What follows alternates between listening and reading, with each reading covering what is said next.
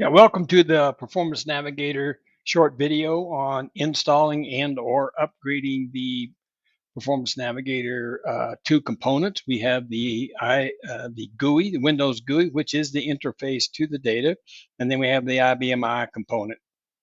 We use there are two exe programs that are used to either install or upgrade the both the client and on the host code. So let's start with the client. You will download an exe called perfnav.exe. I have it here on my desktop. You can either do that through the portal, or you can. We do actually have an open link where you can actually default download this. So if you start this, this is going to be what I would call a normal Windows wizard. You will have to go ahead and allow it and quote trust the vendor Fortra, and you can see it's going to take off here, and you're going to go through the normal steps here. You're just going to go through next, and you're going to just either modify, repair, or remove. Basically, you're going to always take the modify step here, and you're going to take the main features. You're just going to go, and then you hit install. And we're going to go through the process. So at this point, it is checking installed and upgraded the new version. If you upgrading, you already have an icon on your desktop. This is Performance Navigator 19 icon. If you are doing it for the first time, this will appear, and this is actually how you're going to start it. You just double click it. You're going to start the Windows GUI. Now, in my case, you can see that I might have already connected to one of my systems called Flatirons, and we will walk you through that little process here. So I'm already connected to that system. I'm going to minimize this screen just for a moment, and I'm going to show you under the covers technically what happens. Now, normally the Windows install wizard has authority to program files x86, and that is technically where the program is getting installed. So if you come down to program x86, mid-range performance group, performance navigator 19, this is what we would call the run directory. So, and as you can see, there is the main exe program, which by the way has the same name as the install program, but it's perfnav exe, which is the hotkey to that icon you saw up there. But technically, most people don't have authority to write to program files x86. So we actually check for that authority. And when you don't have authority, we have what we call the data directory, which is under program data. And you can see it's the same structure under mid-range performance group, performance navigator 19. And then you can see basically we copy everything over here, but this is where all the data gets collected and updated and so forth. So just remember when you're installing this, this is technically what's getting installed on your PC from that standpoint. So I'll close this. And if I come back over to Performance Navigator, you can also actually check this under File, and you can see setup information. And you can actually show your default directories. And you can see the run directory is program 5.6, and the data directory is program data. Um, so just wanted to point that out, technically what happens. Now, let's talk about how we would. So we currently, by the way, you can check the version several different ways. You can go to help and about, and this is the current version 19.06. Recently, about a year or so ago, we did change our development platform. So this used to be 19.2 something, and you might think it went backwards, but this is the new tracking system. So it started with 04, so now we're 05, and 06 is the current directory. So it is, even though it looks like a smaller number, it technically is the update. You can actually also see once you're connected to the system, you can go to view and system information, and you can see the client code here, and you can actually see the host code here. So it says my host code is actually the last time I've connected to this system is one release back, right? So 1905 versus 19. So there's a couple of ways to figure out what version you're looking at, both on the GUI side and the host code. But let me show you how you would update the host code. So from the GUI side, there's a couple of options here. If you go to File and install PN400, which I'll show you here, it will ask you to download that setup perfnav.exe. So this is just a shortcut. So this is what that's going to happen. And then once you've downloaded that program, you can just actually double click. Now it will not put a icon on your desktop by default. I did that just for convenience sake.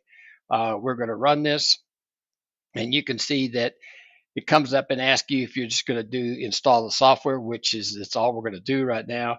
And right now it is unzipping a save file. So this is a normal IBM, install process. We have a save file. We're going to create a save file, and then we're going to restore the library and so forth.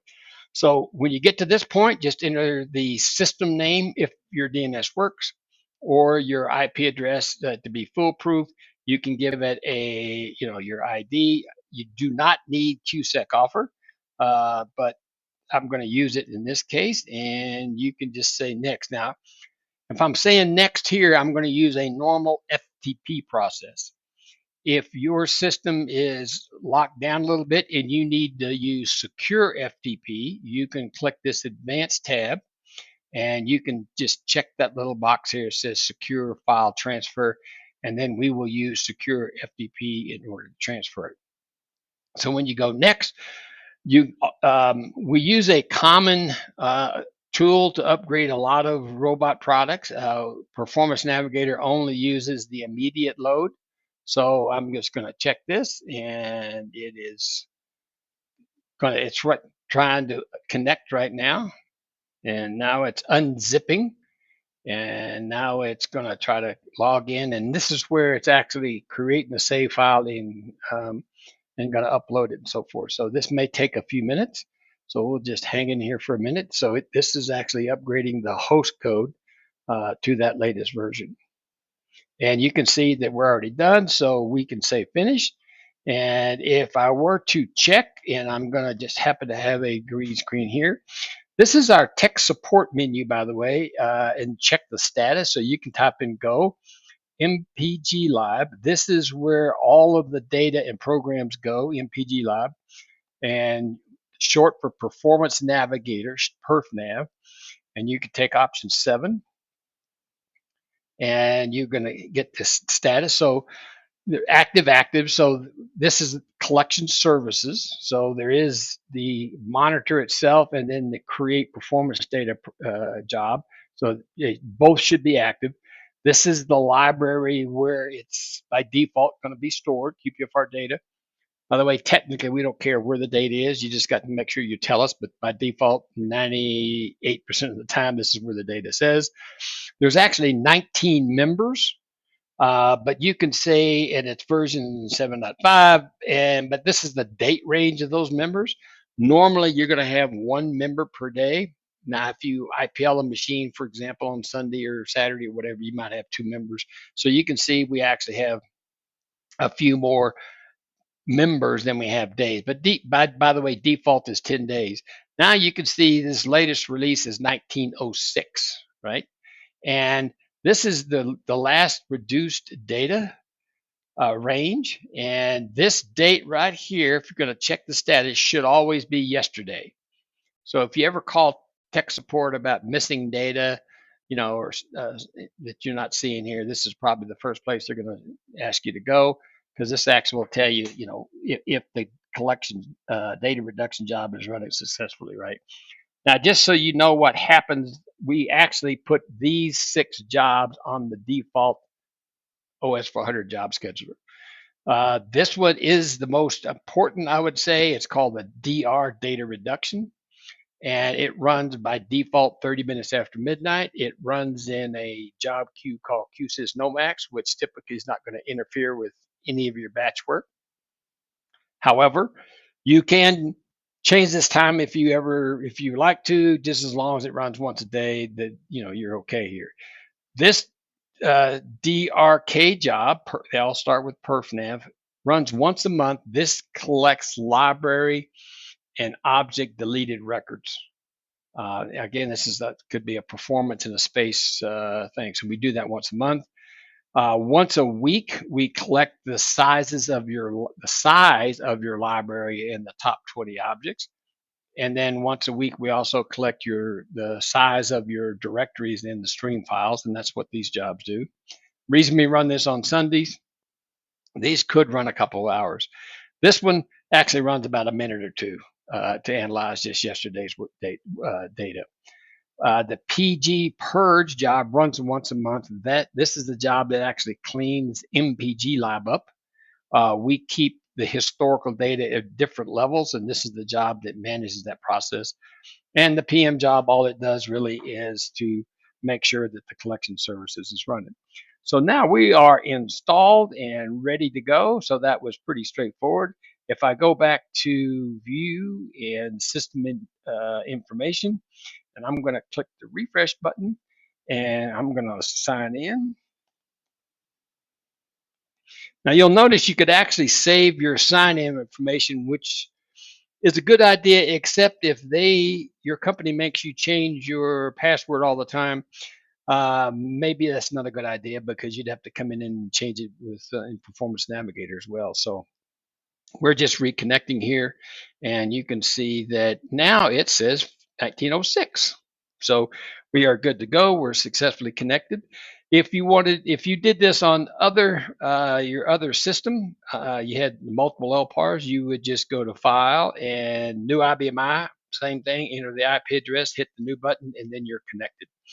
So that's a real short video on how we install or update Performance Navigator and or the host code. Look forward to the next video. Thank you.